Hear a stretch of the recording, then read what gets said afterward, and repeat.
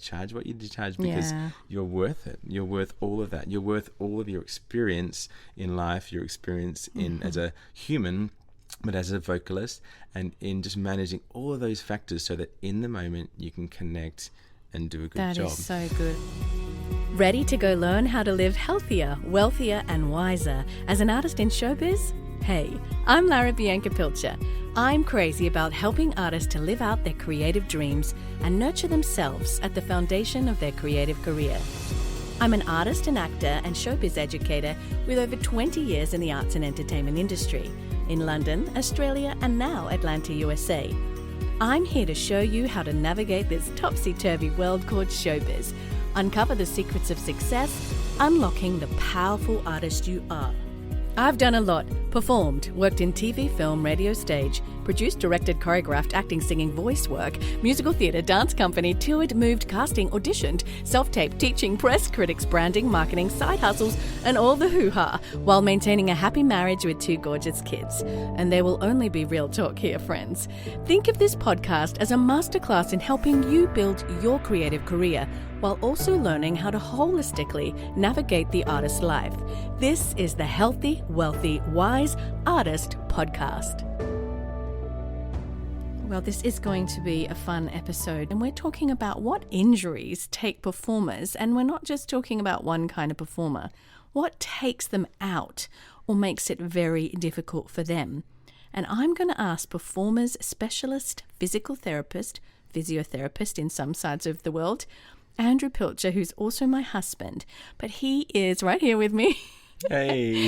His CV is off the chart. I mean, we're talking working with BBC Films in London, over 150 West End musicals in London, which is the Broadway of London for those who don't know, which would be weird if you didn't, but he's actually now based in the US working with a company that works with the Marvel films and a lot of Netflix films, as well as Broadway and all the touring shows in the US. But in London, I had the privilege to work with Coldplay and work with a lot of recording artists, like Lulu Kennedy-Cairns and some big names who are connected in that music world. And the opera scene too, so it goes on. And some pretty famous actors too. I remember when you were on Sherlock with Benedict Cumberbatch's cast there, and Harry Potter and a few of the actors from those sorts of shows.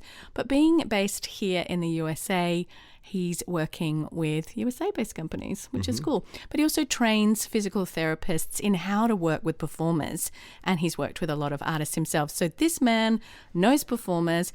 He's also been up to Nashville a lot, right? Yeah. And working in recording studios with musicians and singers, singer-songwriters. Yeah. Particularly helping, you've got a niche area there, don't you? Yeah, I work with the voice. So it's in the area of muscle tension dysphonia, if you want listening from a clinical standpoint, but voice problems and physiotherapy or physical therapy to help that side of things.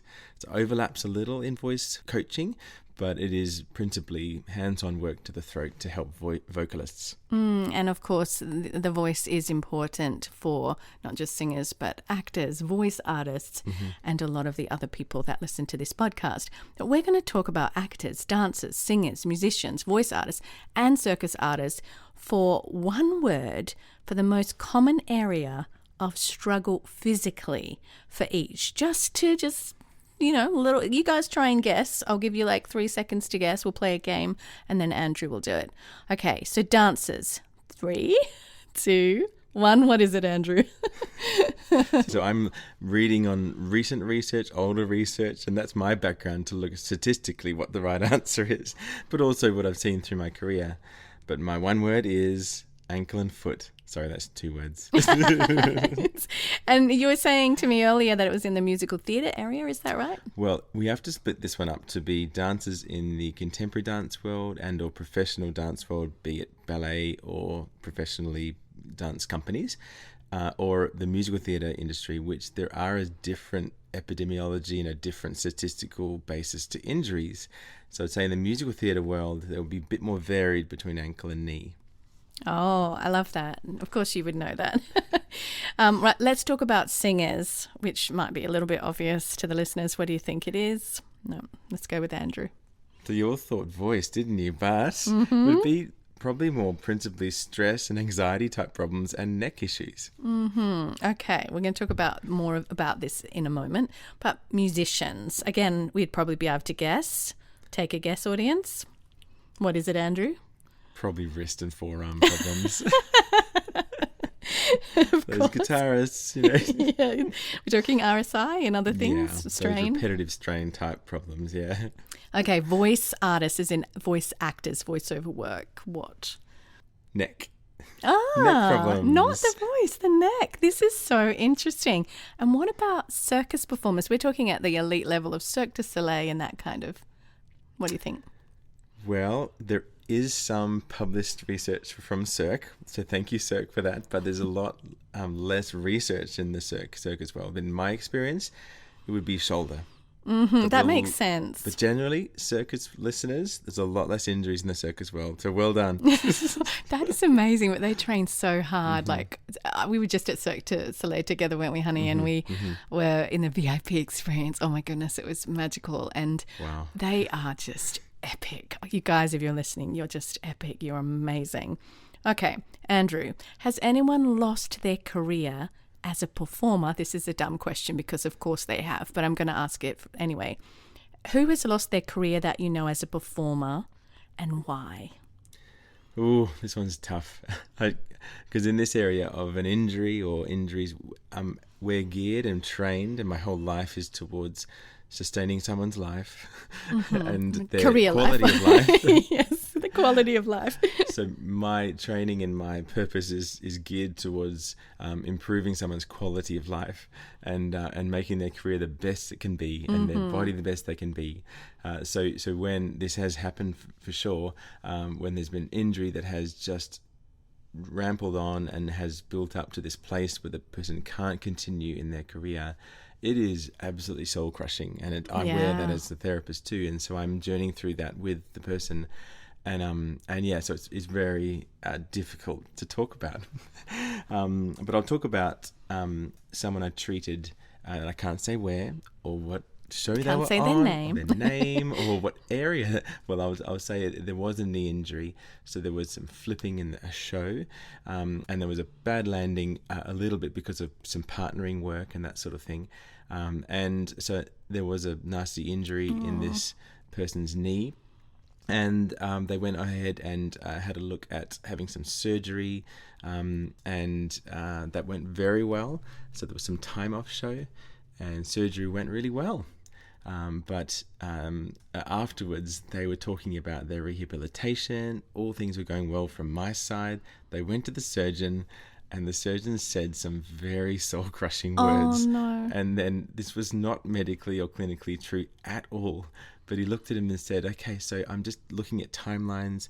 And then the surgeon looked at him and just said, you're not going to dance again. Oh, wow. And that was not true at all. We were just like dumbfounded. Hey, I want to interrupt this episode for just a minute to give a shout out to some gorgeous people who left me a 5-star written review. Thank you, Terry Oliver, Chipper19, J Monty611, Bethany Wilson, Ali Emma, Artist KJD, Marion in LA, London 2, Amy Parks, Iana Grant, 97, and Starbucks Lovin', as well as Mariah Hardy. Hey guys, thank you so much. They're just the American ones, and there's plenty more that have left 5-star reviews. You can do that. Head to Apple Podcasts, to my show, scroll to the bottom, tap 5 stars, easy peasy. I'm going to read out some other country reviews in the next break. So I had some very strong words with the surgeon afterwards. Yeah. I had a good authority to do so. We knew the surgeon, and that changed that relationship in the positive. But this performer did not progress well after that, and it somehow just had this very strong effect. And this words can be progress. So destructive, and especially if you believe that you're in danger and you're not going to be able to recover. And that's why I love what you do, Andrew, because you're actually a specialist with performers, and quite often where one person that doesn't understand the bodies of performers like you do will say, it's a death sentence. Your job is getting performers back up on stage or back on mic or back up to do their tour or their show quickly, because that's what you do. And after many years of seeing very similar things, don't you, that that just has to happen. Like you know when to call it. Yeah. I'll come back to that question at the end, though, about when do you call it and when do you not? Oh, I love that question. Such a good question. So hang in there for that. Okay. Okay, let's talk about dances for a minute. They'll break it down. And what's a story of one show and one issue you dealt with? Right, so in a dance world in Melbourne, I was treating a dancer with a contemporary dance company, and there was an ankle injury they had, and this is, you're going to think it was an ankle rolling injury, aren't you? But it was actually more pain in the back of the ankle, so that's probably the more typical dance ankle problem rather than just rolling the ankle, which does happen. But posterior ankle impingement is a very common occurrence and very big thing for dancers. And that is just whether you're getting irritation, over frictioning and inflammation in the back part, nearly the Achilles tendon in that back part of the ankle. Yeah. And so I was helping her on, and so we were doing all of our rehab, and I have a very holistic approach to get the most out of dancing while going through the treatment and getting treatment and sort of getting back to function on it. And so we got her back quicker than she's kind of experienced before, which was fantastic.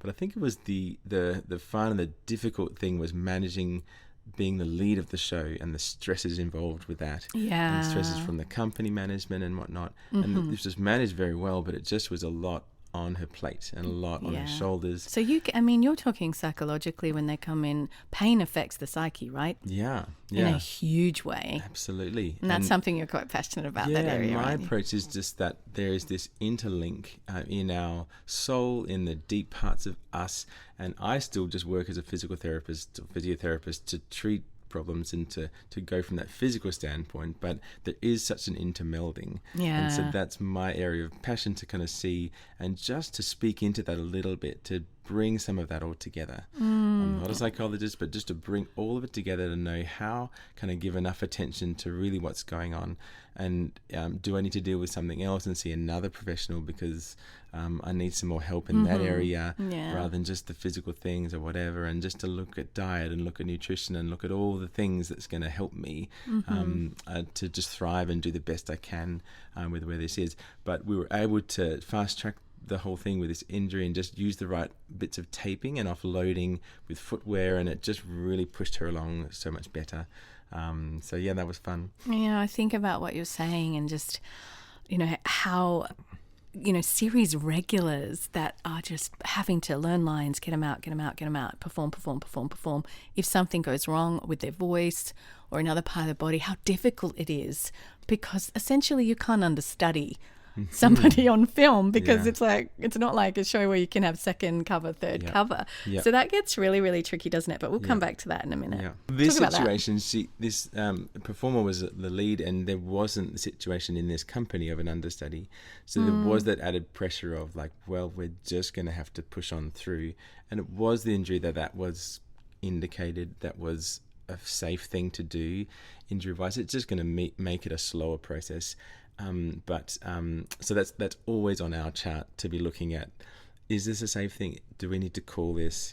All those sort of situations. And in that world, in this dance company, in that situation, and there are many around the world in that situation, the sort of professional ballet company will have a different setup.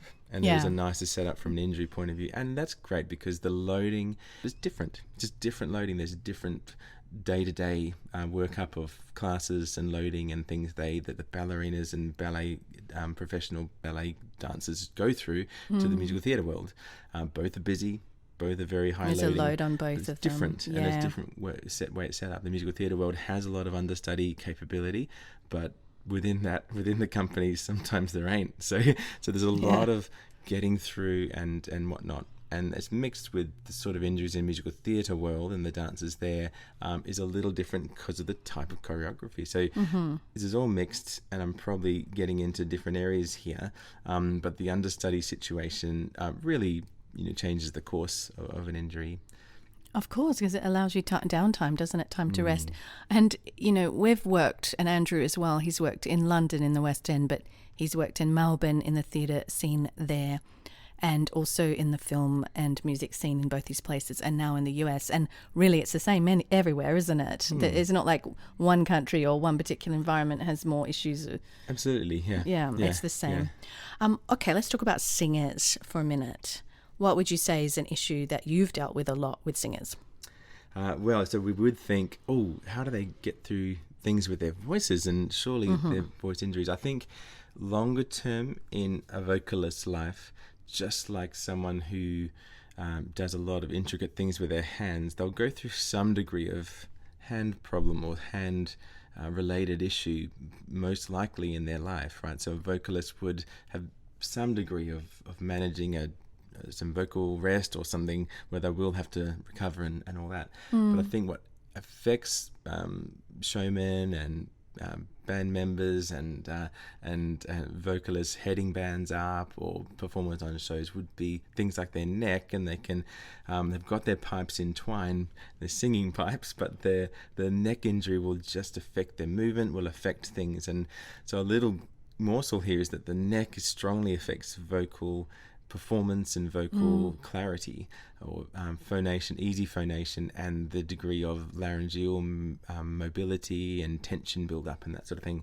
So there's a very direct relationship between neck pain, and more so when you have neck pain and or tension, postural issues and that sort of thing, and laryngeal mobility. And you want as free tension through that laryngeal region as you can, because you want freedom of movement, the subtle, small degree of motion through there that you need to place your voice a bit differently and just place the resonance you want and play with your voice as easy as you want it vocally.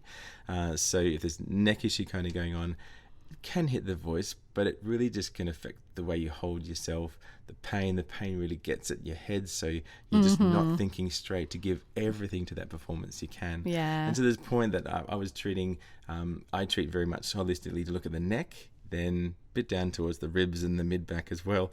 So I think this performer laughed afterwards and would say, I got through those performances, but I mean, the ice really helped. I was putting some ice on, and I said, right, between the acts or something, between Act 1 and Act 2. They said, no, through the show. I said, how did you manage that? And she had a corset on. So she said that she was stuffing frozen peas inside of her costuming, shall we say. That's fantastic. I was like, wow, So, I mean, bravo to the costume ladies. So she hit those notes because she was cold?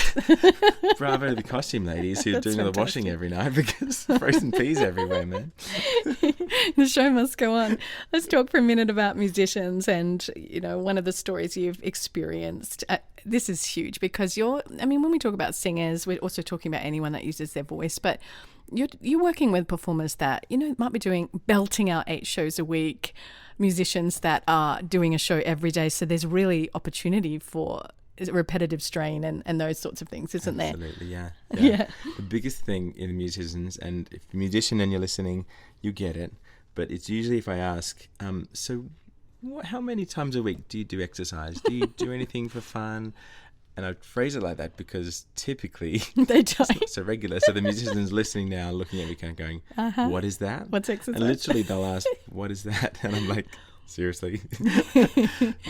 But yeah, this one good situation was that through the show, the length of the show in London that was happening, these musicians really got an idea that they had to do a bit more with their bodies. And it was through conversations with myself and with other therapists and whatnot, and just in their own interest, etc. So some of them went on a bit of a running sort of training process, but at one stage, just because I mentioned how if you work on your core stability, that'll help with this neck or rib thing that they were dealing with, but I was dealing with their forearm and elbow as well, and so I was managing that, but that really needed them to commit to doing a little bit of light loading through the tendons and exercises quite regularly, and so they saw the benefit of it and it really helped. So they were like, right, we'll get it. And they got a little band, TheraBand we call it, wrapped around them, and between acts they would sort of get that going, and then it progressed towards clearing a bit of space and just doing a few exercises. And then really quickly between them they had an incentive program. They had a gluteal muscle and an abdominal sort of challenge amongst the whole pit area. They cleared all of the area so that the band members and the musicians that wanted to go and drink a little pint of beer between acts, they would run off to the pub and then they'd clear the space out and they'd have therabands, they had music kind of playing, they had like challenges to say how many sit-ups and planks can you do and this sort of thing. And we were like, how is this happening? And I was like, I want to come and join in. This is great. But they really worked on their core. They, got such in control and in autonomy of their problems. It was just awesome.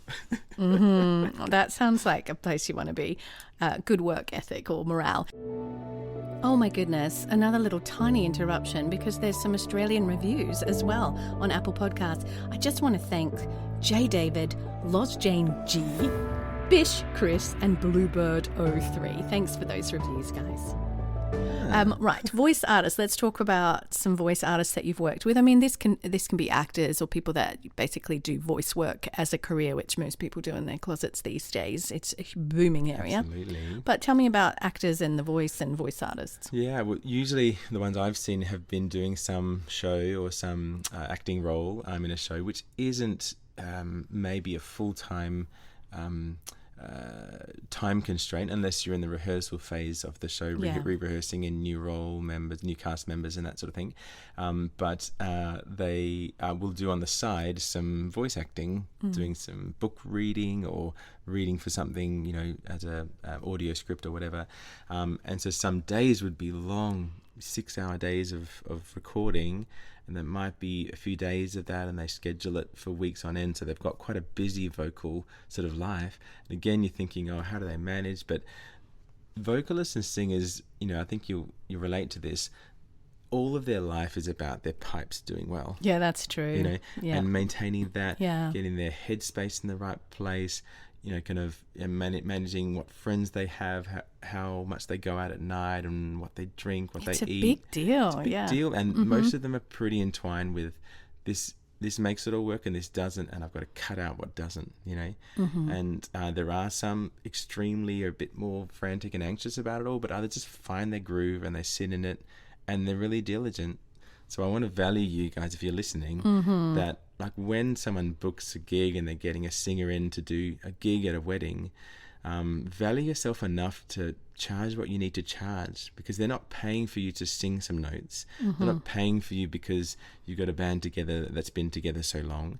They're paying for you because you can get that on a certain date at a certain time, because you can manage your life so that if you have a cold 2 weeks earlier, you can get over it. You can do the things to manage that. If you've had some work 2 days early, you can recover well and sort of get things back on track, or you're not getting over emotional, so you're getting sort of frantic and in the moment just not connecting well and doing well to sing in that moment and sing what you need to sing, to story tell and do the wonderful things you do as singers. So I'm just valuing you to say charge what you need to charge, because you're worth it. You're worth all of that. You're worth all of your experience in life, your experience in as a human, but as a vocalist, and in just managing all of those factors so that in the moment you can connect and do a good job. That is so good. I'm so glad you said that. Noting back to that, I've treated this gentleman's neck, and it was a degree of neck restriction and tightness. He could manage his voice fairly well, but he could notice how sitting for hours on end, and he would really just go into interesting postures,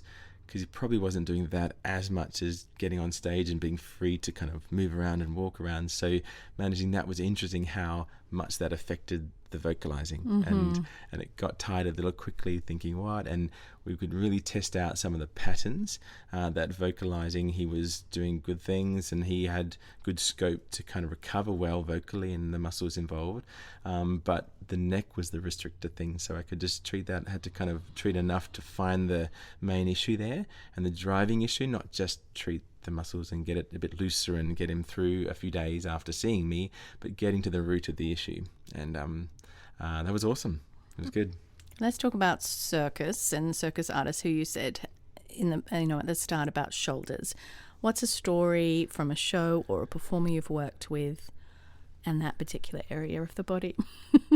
Well, the circus ones, if you're listening, you know what I'm saying, where often you won't always listen to the advice and you go, yeah, well, I can kind of get back, sooner. I'm a bit of a Superman, aren't I?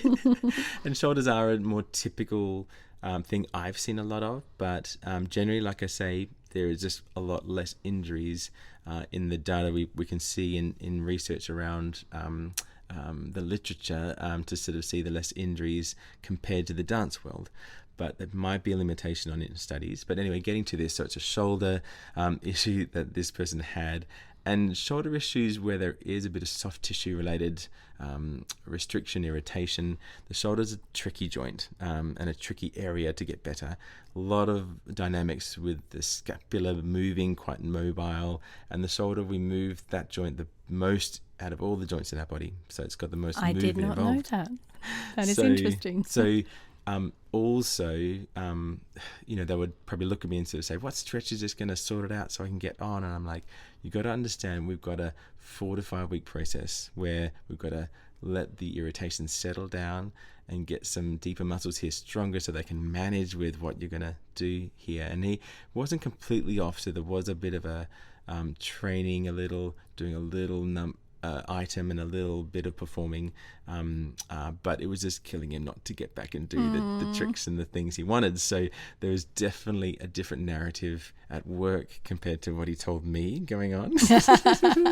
I was definitely gearing exercises to be really functional, and so our exercises weren't just kind of some pulling TheraBands and lifting some weights in different ways. It was very fun, like having a foam roller on the ground and hitting a plank and push-up position, one hand on the roller, one hand on the ground, and rolling the roller from hand to hand. So that was kind of fun. And then he kind of wanted to flick up into a handstand. So I was like, let's just look at your control here. Let's just load through here. So there was like pitching it back to what he needed to do for the rehab point of view was difficult. And there was we had to just sit in between what I wanted and what he wanted in a little middle and just watch it really closely. And we got there. It was really nice.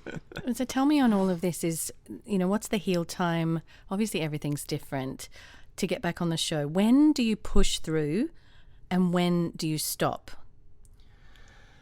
I mean, big question. And definitely a good thing to go on here is to not just Google something and trust your experience as performers.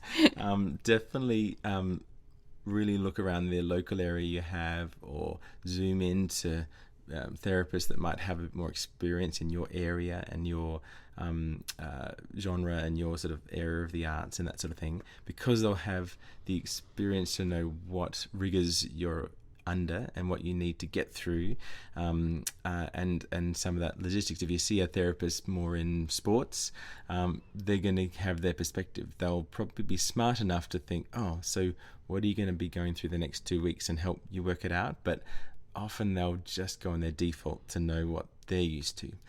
So definitely try and sort of find a therapist. And usually if you're really blown up with an injury and thinking, oh gosh, if it's a few days afterwards that you go and see someone, that's a better time. Okay. Say big ankle injury or something where you let the inflammation settle down, so we can see a bit more what is this looking like for 2 weeks ahead? What are we looking at as far as your management?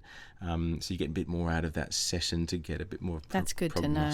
Type you thing. Don't have to go on the day of. But definitely, I'd be careful of Googling something and finding information out, where I think it's at the age where Google tells us a lot, and it is proactive and good to kind of do your best with all of that. But therapists have strong training, have specialty training to know the phases of inflammation, to know what sort of problem you have, quickly diagnose for you what's happening. And I think the diagnosis is the key to know what injury is this, what is it not. So then do I push through and sort of get through this thing, or what can I hold back? And so in my career, it's definitely been, how do I juggle all of that to hold back enough and to know what things are really going to flare this and not, and hold that space a little bit. Oh my goodness. I also just want to do a shout out to the UK, Evie Page 1982 for your 5-star review, and Lorna on tour. Thank you so much. Hey, if I haven't called out your name, it's because I haven't looked up your country. So get on my DMs, social media, Lara Bianca Pilcher on Instagram or Facebook or Twitter, and say, Lara, you didn't call out my name, tell me your country, and I will do it in episode 7. So no easy answers there, sorry. Yeah, and there's probably none on this one, but how do you know what's preventative and what's maintenance? You know what I mean? Like all of that kind of, you always say when there's pain, there's normally weakness or compensation. Yeah. I mean, not always weakness, but quite typically there are areas that are weaker, muscle groups that are weaker that the performer doesn't know about. I hate when he says it's weak. I think I recollect that being when we were dating. Because I was dancing full time then, and I was like, don't you dare say I'm weak. Do you know how much I'm working out and how much I'm training? And I looked and I went, oh gosh. You don't call a dancer weak, are you crazy? I phrased that completely wrong. But of course, to a physiotherapist or physical therapist, they're talking in a different way. Talking like a bit balances. more. Yeah. Muscle balances. That muscle is weaker than this one. And we got to work on that. Look, we can get this better. It's good. Yeah. Or it's like... It's all right, I forgive you. It was a long time ago. But for me, preventative and maintenance-based work is the same kind of thing. And it's all very important. So I think thinking of your body, if you've got access to a therapist, if you've got some insurance to help or work can help you, I think the encouragement is really hone into your body and see it like if I've got some help available or I can just kind of invest in my body a little bit to work on things.